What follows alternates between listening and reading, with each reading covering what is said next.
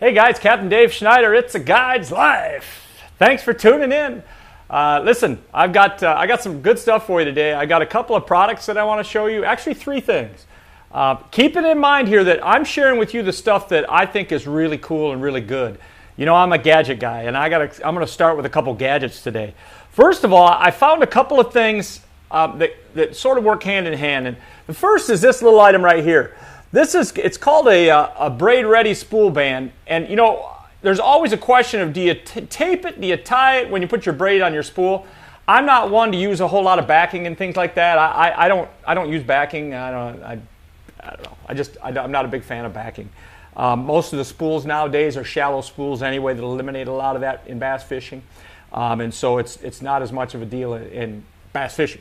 But this thing right here looks like a cool little deal, and we're gonna try it out right now. I'm gonna use one of these to operate this new apparatus, which I showed you in the preview, and that's this mamma jammer right here. This thing is I'm really excited. I've never used it, so we're gonna do this kind of together. The idea here is, and it'll hold regular pony spools, filler spools, as well as these big spools, but the idea here is that when you, especially with spinning gear, anybody who fills spinning gear, you know that there's a chance for twists in your line. I've gotten to the point, particularly with like fluorocarbon, I've gotten to the point where I'll actually spool it. I'll tie it around a tree with a swivel. I will unspool it in a straight line 100 yards across the yard or wherever I'm at, and then reel it again just to get the twists out. This is supposed to alleviate that. It's supposed to keep it untwisted as it spools. We're going to find out if it works, and I mean right here, right now.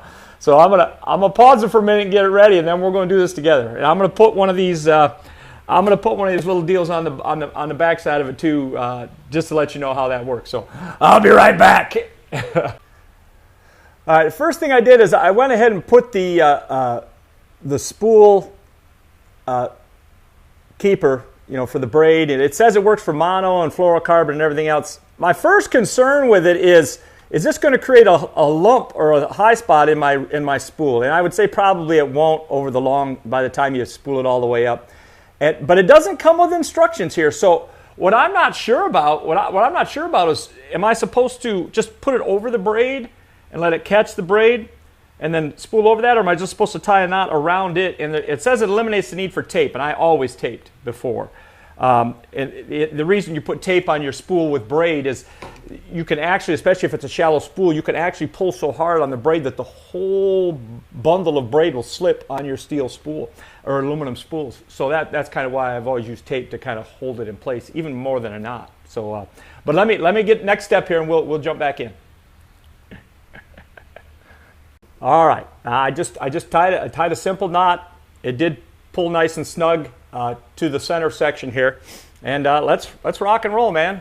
I'm just going to start cranking, and we'll see how she acts. I don't know if I've got my tensions right anywhere, to be honest with you. Boy, she's spinning like crazy. That makes me a little nervous that it's spinning like that, but that's kind of what the example showed too. So I guess we'll just keep going and see how she acts. When I saw it on the advertisement, that's kind of what it did as well. Although, you know what I see right here real quick? Let me just stop. I think I did it when I was tightening my knot there. I got it out of whack. So let me get that back in. There we go. That's better. That might have been a little extra spinning because I wasn't lined up right. So, okay, there we go. Although she's spinning like crazy. We'll find out. This is 30-pound braid. I always use 10-30, or is it 8-30? 8-30, you know, I see I use Power Pro. It's not making a, I don't know what that noise was, but we'll keep going. It's not making any sort of a, boy, that makes me nervous, the way that's spinning. I do have a tension knob here, although that's not the one there. There's the tension knob right there. Let me adjust it a little bit. And it may be fine, I don't know. Like I said, this is my first time doing it.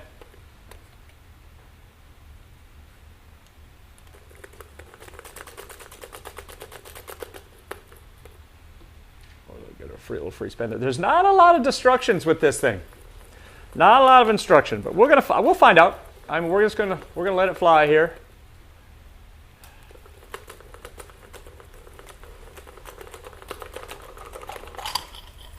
There's that noise again. So, oh, that's a default in my, it came off on my spool here. That's the spool, not this apparatus. That's my spool's fault there. But we're about got her here. You know, there was a day when I used to really fill everything right up. And then I met fluorocarbon. And fluorocarbon, if you fill it really full, it's just going to go twang right out the end of it on you. So you got to be really careful. Now I've kind of gotten out of where I won't quite do that. Now it looks like it's spooled pretty evenly. I'm fairly happy with that part of it. And I kind of took my time here just because I wasn't really sure from a timing perspective. Now the very first thing you can tell when you're done with something is how does it look? And it looks like there's not much of a twist in it. I realize it's a short section of line here, but let's just go like this for the heck of it here. And I'll tell you, look at that. That is not twisted. That's not twisted. So, man, I'll tell you, the first test is I would call it success. Now, you're going to say, well, Jesus, Dave, what the heck is that thing? Well, let me find the package and I'll get back to you. I found this thing just came up. You know how Google and YouTube and everybody they know I like gadgets, and so they throw gadgets across the advertisements all the time. And this baby came across one of those ads, and I looked at it and I thought, hey man, that looks like it might work. And so I bought it. I want to say it was about $35. But let me find the package and I'll show you the packaging for it. So, all right, gadget number 1, and I'll tell you that I feel really good about that. I like it. I'll be back with the package for you. Okay, I'm back. Hey, it's called the Ultimate Speed Spooler.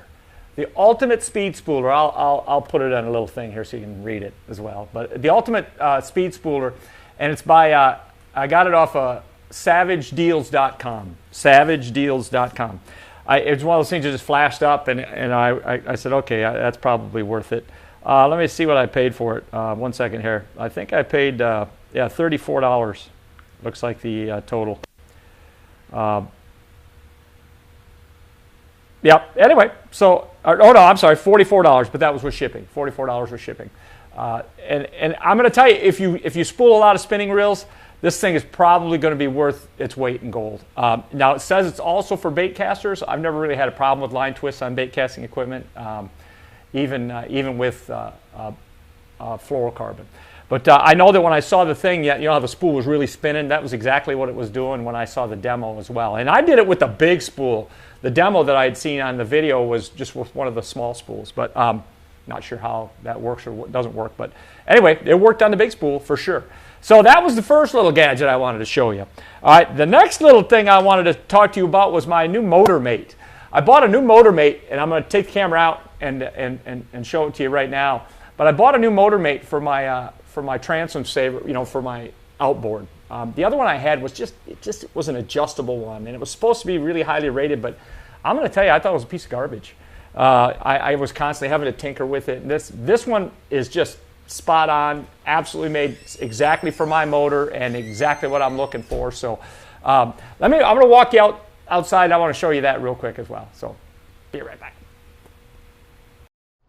All right, guys. Hey, part 2 of the Gadget Brigade is not really so much gadget. This is a necessity. I got a brand new motor mate. Now the motor mate's the name of the company, but what this does is the one I had before fit in here similarly.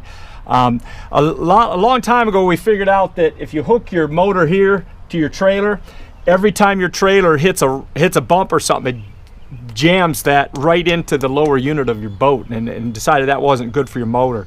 So they've gone to these styles here, and the key thing when you buy one of these, you'll want one that pins in such a way here that it pins in such a way to keep your motor from moving at all. You don't want it turning from side to side. And of course this one fits nice and straight across the plate here, and it's just perfect. I mean, I'll back it out here just a little bit so you can kind of see. You can see there that it slides out and then it just kind of pops right out of here, just as simple as that. And that's all there is to it. Of course you gotta love the color.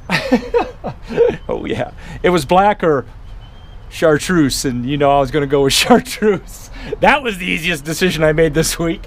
But anyway, it says tow with confidence motor mate, and I'm a huge fan of this. And they make them, what's cool about it is it comes in a box that shows that they custom make it for your motor, you know, for your rig, and I like that. The other one that I had was actually one that was, it was kind of, it was a good idea, I suppose. They made it so that you could adjust them to fit just about any motor, and that's just not the way to go. You get yourself one of these motor mates. And this is not paid in any way, shape, or form. I just happen to think it's the best one out there. I really looked around when I decided, well, I broke my other one actually, and I decided when it was time for a new one, I really looked around and this is the one that I picked out. So, motor mate in the chartreuse. Go chartreuse anytime you can. That goes for spinnerbaits for smallmouth as well. We'll be back. All right, guys, well, that concludes the gadget portion of the show. I hope you guys enjoy the fishing. I'm going to introduce you to Josh Gunn and his good friend Jeff. And you can see him in the screen back here a little bit. That's Josh and that's Jeff. Josh and Jeff. Again, from Maine, not Massachusetts. Although Jeff is not from Maine either. New Hampshire? I could be wrong. Don't get mad at me, Jeff. Anyway, enjoy a little bit of fishing. And I'm going to finish it off again today. I'll get some football clips because, you know, it's time to start kicking Miles' butt again for all those who know what I'm talking about. I couldn't have thought of a better team to go 9-0 against. Anyway. But I'm also going to throw some more pictures in. I got some good responses to that. I've got probably 600 or 800 pictures of people with fish. And so keep your eyes peeled because you might just see yourself in there at some point in time. But it'll just be like a minute or so with a little bit of music, nothing crazy. And I might sneak a personal family shot in there here and there too, give you another little bit more of a glimpse of my existence. Anyway, Captain Dave Schneider, It's a Guide's Life. Enjoy the rest of the ride. I'll talk to you guys tomorrow. Thanks. Hey guys, Captain Dave Schneider, I'm back. Listen, this whole gadget segment and everything else, man, it just blew up too big. I'm gonna have to split the video in half, so I'm gonna throw the gadget stuff at you right now. I'm gonna give you a little football and some pictures, and we're gonna go with that today. And tomorrow we'll get into the guns, the gun show. And the boys fishing out on Harney Pond. I just finished the video. It's honest to God, it's like 29 minutes long. It's too big. But I just had everything, so many things I wanted to put in it. So, and I don't want to cut it off. So I'm going to go 2 parts. So anyway, part 1 is coming up. Enjoy it, you guys. Well, actually, I shouldn't say that. You just watched part 1. Part 2 tomorrow to follow. The fishing is tomorrow. Let's go that route. I'll see you guys tomorrow. I'm certifiable. It's not certified.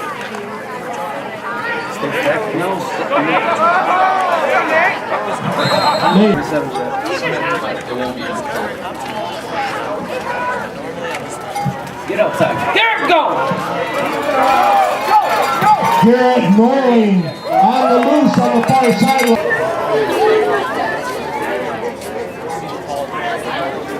Get up in there, Chief. Oh, that's a nice. Norling, Garrett Norling. Touchdown, Garrett Norling.